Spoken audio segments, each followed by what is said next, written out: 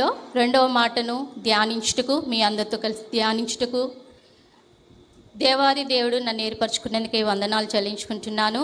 అదే రీతిగా సంఘ కాపరికి, పెద్దలకు నా యొక్క వందనాలు చెల్లించుకుంటున్నాను. యేసుక్రీస్తు వారు సిలువలో 7 మాటలు పలికారు. యేసుక్రీస్తు వారిని సిలువ వేసింది ఉదయం 9 గంటలకి, ఆయన మరణించింది 3 గంటలకి.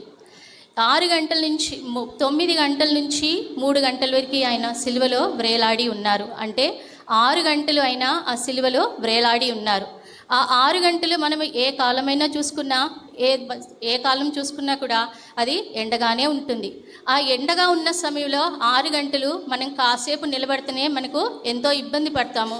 6 గంటలు ఆయన నలగొట్టుబడి, ఆయన అపహసించబడి, దూషించబడి, కొరడా దెబ్బలు తిని ఆ యొక్క సిలువలో వ్రేలాడుతుంటూ ఆయన పడుతున్న బాధ అంతా ఇంత కాదండి, మనం వర్ణించలేము. ముళ్ళ కిరీటము, మనం ఈ సిలువ ఈ యొక్క శుక్రవారం 7 మాటలు ధ్యానిస్తున్నప్పుడు మనం కేవలం సిలువలో ఉన్న వ్రేలాడుతున్న యేసుని మాత్రమే మనం జ్ఞాపకం చేసుకోవాలి.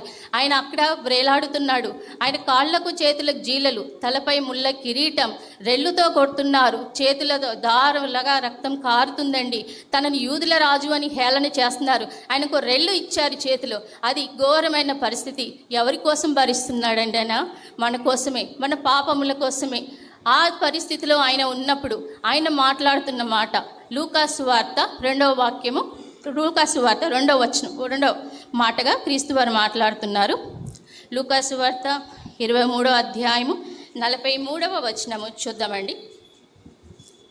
అందుకాయన వానితో, నేడు నీవు నాతో కూడా పరదేశంలో ఉందువని నిశ్చయముగా నీతో చెప్పుచున్నానెను. యేసుక్రీస్తు వారు మాట్లాడుతున్న మాట ఇది. సిలువ వేయబడినప్పుడు యేసుక్రీస్తు వారు మాట్లాడుతున్న మాట. యేసుక్రీస్తు వారు సిలువ వేయబడినప్పుడు, యేసుక్రీస్తు ఒక్కరేనండి సిలువ వేయబడింది? యేసుక్రీస్తు వారు సిలువ వేయబడినప్పుడు ఒక్కరే ఉన్నారండి? లేదండి. మనము లూకాసు వార్త 23వ అధ్యాయము 32వ వచనం చూస్తే, మరి 2 ఆయనతో కూడా సిలువ చంపబడుటకు తేబడిరి, వారు పాపం చేసిన వారు. అక్కడ లేరండి సిలువలో. యేసుక్రీస్తు వారికి తో పాటు సిలువ వేయడానికి ఇంకా 2 తీసుకొచ్చారు. వారు పాపము చేసిన వారు, పాపము నిరూపించబడిన వారు, వారు దానికి అర్హులు. ఒక పక్కన కుడి పక్కన ఒక దొంగ, ఎడవ పక్కన ఒక దొంగ. మనం ఒక్కసారి మత్తయి సువార్త 27వ అధ్యాయము 44వ వచనం చూద్దామండి. 27:44 మత్తయి. ఆయనతో కూడా సిలువ వేయబడిన బందిపోటు దొంగలు అలాగనే ఆయనను నిందించిరి. ఇక్కడ తీసుకోవాల్సింది మనము సిలువ వేయబడిన దొంగలు. వారు ఎవరండి? మంచివారు కాదండి, వారు పాపం చేసిన వారు. బందిపోటు దొంగలండి. బందిపోటు దొంగలంటే దారి కాస్తూ దారిన వెళ్తున్న వారిని బంధించి, వారిని హింసించి, వారి దగ్గర ఉన్నవి దోచుకునేవారండి. అంటే ఒకవేళ మనము ఇవ్వము అని తిరగబెడితే వారు ఏం చేస్తారంటే ప్రాణాలు తీయడానికి కూడా తెగించి వారు తీసుకునేవారు. అంటే వారు నేరం చేసిన వాళ్ళు హంతకులు. అంతేకాదు, వారు నేరము చేశారని నిరూపించబడిన వారు, వారు ప్రభుత్వానికి వ్యతిరేకమైన పనులు చేసిన వారు శిక్షకు అర్హులు.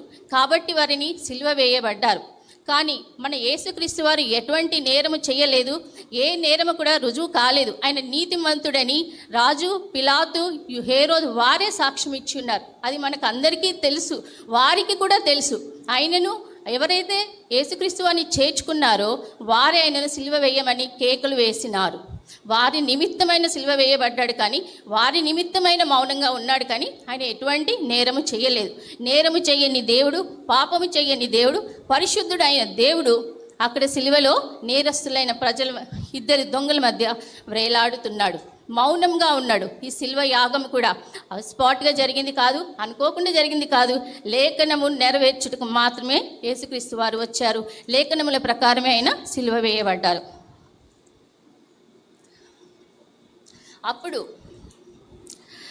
అప్పుడు ఆయన సిలువ వేయబడినప్పుడు హింసింపబడ్డాడు, దూషింపబడ్డాడు. ఆయనని సిలువ యాగము చేశారు, చేతులలో కాళ్ళలో మేకులు గుచ్చారు, రక్తం దారలుగా కారుతుంది, ఆయన మొహంపై ఉమ్మి వేశారు. నీవు యూదుల రాజువా అని హేళన చేస్తున్నారు.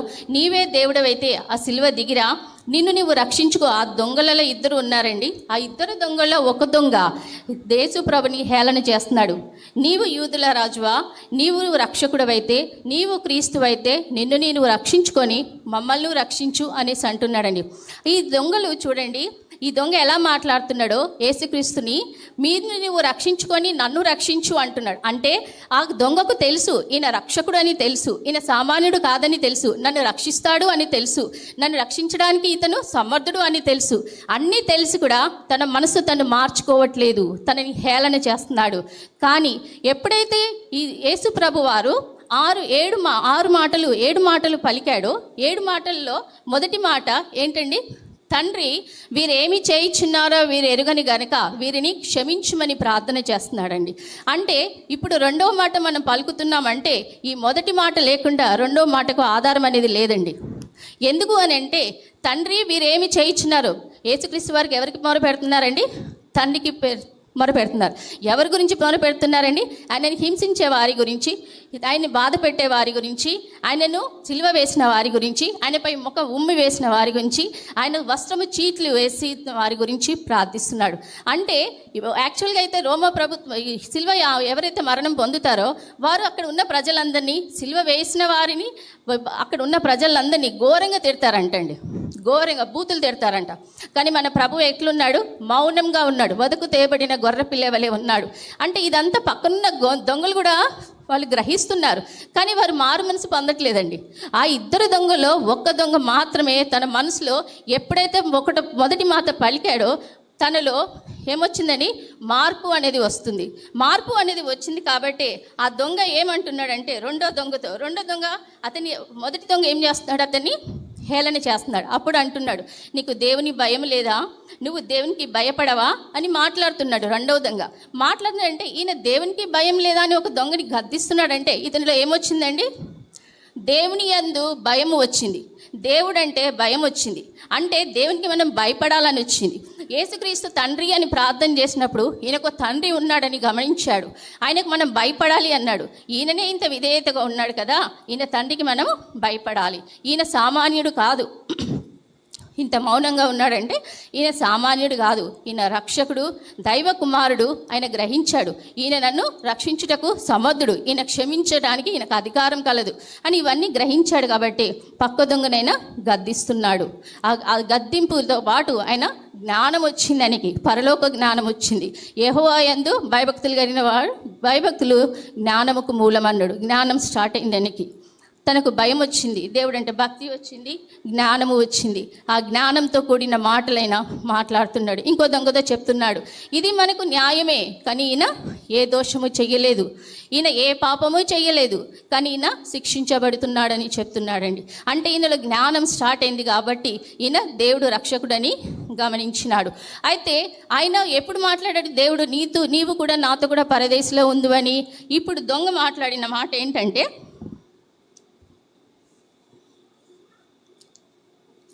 లూకా సువార్త 23వ అధ్యాయము 42వ వచనము.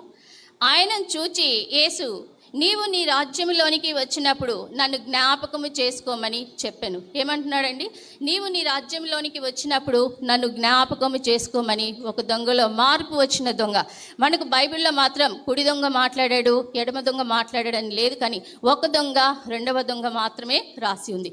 ఆ దొంగల్లో ఒక దొంగ అంటున్నాడు, ఏమంటున్నాడంటే, నీవు నీ రాజ్యంలోకి వచ్చినప్పుడు నన్ను జ్ఞాపకం చేసుకోమని మాట్లాడితే అందుకు యేసు, నీవు నాతో కూడా పరదేశంలో ఉండు అని నిశ్చయముగా నీతో నేను చెప్తున్నాను అన్నాడు. ఈ మాట చెప్పడానికి ప్రభు వారు గంట సమయం తీసుకోలేదు, ఒక పావు గంట సమయం తీసుకోలేదు, కానీ వెంటనే చెప్తున్నాడు, నీవు నాతో కూడా పరదేశంలో ఉండు అని. అంటే ఈ సిలువ వేసినప్పటి నుంచి యేసుక్రీస్తు వారు దొంగలు కూడా పరిశీలిస్తున్నాడు, పరీక్షిస్తున్నాడు. అంటే ఎవరండి పరదేశంలో ఉండు అని మన యేసుక్రీస్తు వారు ఎవరితో అన్నారండి? దొంగతో అన్నాడు. అంటే దొంగలు పరదేశంలో ఉంటారండి? ఉండరు కదా. ఎవరుంటారు? రక్షించబడిన వారు, నీతిమంతులు మాత్రమే పరదేశంలో ఉంటారు. మరి ఈ దొంగ రక్షించబడ్డాడు అంటారా?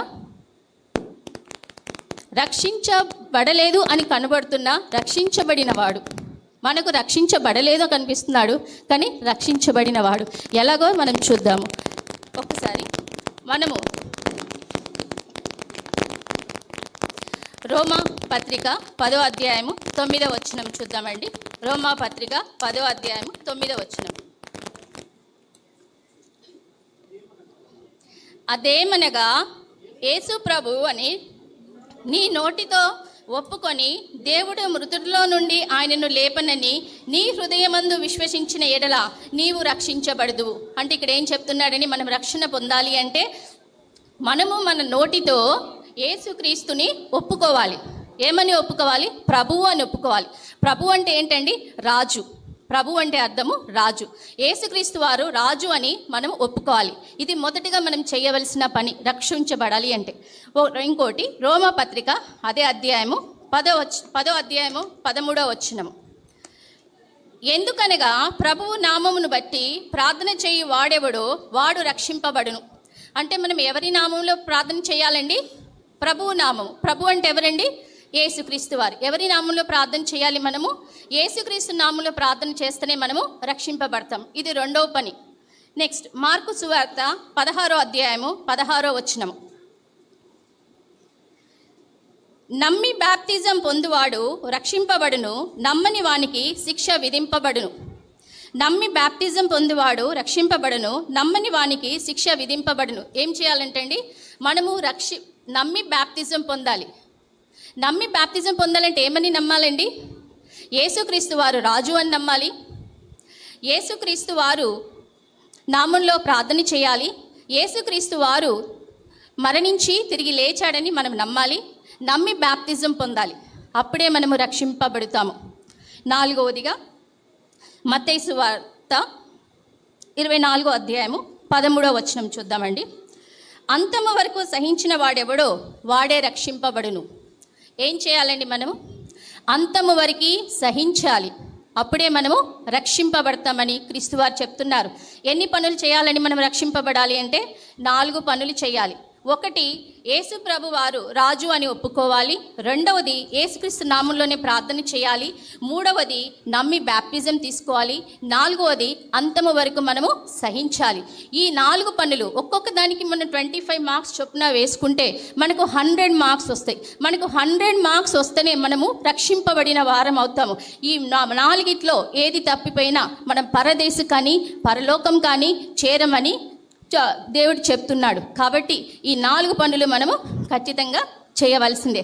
అలాంటప్పుడు దొంగ ఒక్క మాటే అడిగాడు. ఆయనను చూచి ఏమన్నాడండి? నీవు నీ రాజ్యంతో వచ్చినప్పుడు నన్ను జ్ఞాపకం చేసుకోమని అన్నాడు. మరి యేసుక్రీస్తు వారు మాట్లాడింది ఎన్ని మాటలండి? 10 మాటల, 20 మాటల? గంటసేపు ప్రార్థన చేశారా? పావుగంట చేశారా? లేదు, ఒక్కటే మాట మాట్లాడారు. ఏంటి? నీవు నీ రాజ్యంతో, యేసు నీవు నీ రాజ్యంతో నన్ను వచ్చినప్పుడు నన్ను జ్ఞాపకం చేసుకోమని చెప్పాడు. మరి యేసు దొంగ ఈ 4 పనులు చేసి ఉన్నాడండి. ఒకసారి చూద్దాం. ఏమని పిలిచాడండి? యేసు అని పిలిచాడు. ఏమన్నాడు? నీవు నీ రాజ్యంతో వచ్చినప్పుడు నన్ను జ్ఞాపకం చేసుకో అని చెప్పాడు. నీ రాజ్యము, రాజ్యం అనేది ఎవరికి ఉంటుందండి? రాజుకు మాత్రమే ఉంటుంది. అంటే ఆయన ఏం గ్రహించాడు? యేసుక్రీస్తు రాజు అని గ్రహించాడు. ఆయనకు రాజ్యం ఉందని గ్రహించాడు. ఆ రాజ్యంలో నేను చేరితే నేను నిత్య జీవం పొందుతానని ఆయన గ్రహించాడు. కాబట్టి ఈ మొదటి మాట ఆయన జీవితంలో నెరవేరింది. దొంగ జీవితంలో 4 పనుల్లో ఒక పని సంపూర్తి అయింది. అయిందా లేదండి? అయింది. అయితే రెండవది ఏం చేయాలండి? యేసుక్రీస్తు నామంలోనే మనము తండ్రికి ప్రార్థన చేయాలి. ఒక 2 నిమిషాలు. ఓకే. ఏం చేస్తున్నాడండి? యేసుక్రీస్తు నామంలోనే ప్రార్థన అంటే ఎవరిని అడుగుతున్నాడైనా? యేసు నీవు నీ రాజ్యంలోకి వచ్చినప్పుడు నన్ను జ్ఞాపకం చేసుకోమని అంటున్నాడు. అంటే అది రిక్వెస్ట్గా ఉందండి, ఆర్డర్గా ఉందండి? It is a request. Request అంటే ఏంటండి? మన భాషలో ప్రేయర్. అంటే ఏం చేస్తున్నాడు ఆయన? ప్రేయర్ చేస్తున్నాడు. ఎవరికి చేస్తున్నాడండి? యేసుకే చేస్తున్నాడు. అంటే ఎవరి నామంలో చేస్తున్నాడు ఆయన? యేసుక్రీస్తు నామంలోనే ప్రార్థన చేస్తున్నాడు. అంటే రెండవది కూడా ఆయన జీవితంలో రక్షింపబడడానికి నెరవేరింది. అంటే ఆయనకు 50 మార్కులు వచ్చాయి. మూడోది చూద్దామండి. నమ్మి బ్యాప్తిజం పొందవాలి. అంటే మరి దొంగ ఇప్పుడు సిలువలో ఉన్నాడండి. బ్యాప్తిజం తీసుకోగలడా? వీలవ్వదు. దొంగ బ్యాప్తిజం తీసుకోవాలని ఒకవేళ రోమ ప్రభుత్వం పర్మిషన్ ఇస్తుందా? లేదు. ఒకవేళ పర్మిషన్ ఇచ్చినా బాప్తిజం ఇవ్వడానికి ఎవరైనా ఉన్నారా? లేరు. యోహాను బాప్తిజం ఇచ్చి యోహాను చనిపోయారు. యేసుక్రీస్తు వారు సిలువలో ఉన్నారు. వారి యొక్క శిష్యులు చెదిరిపోయి ఉన్నారు. కాబట్టి బాప్తిజం తీసుకోవడానికి వీలు పడదు. ఒక్కసారి మనం ఏం చూద్దామంటే యోహాను సువార్త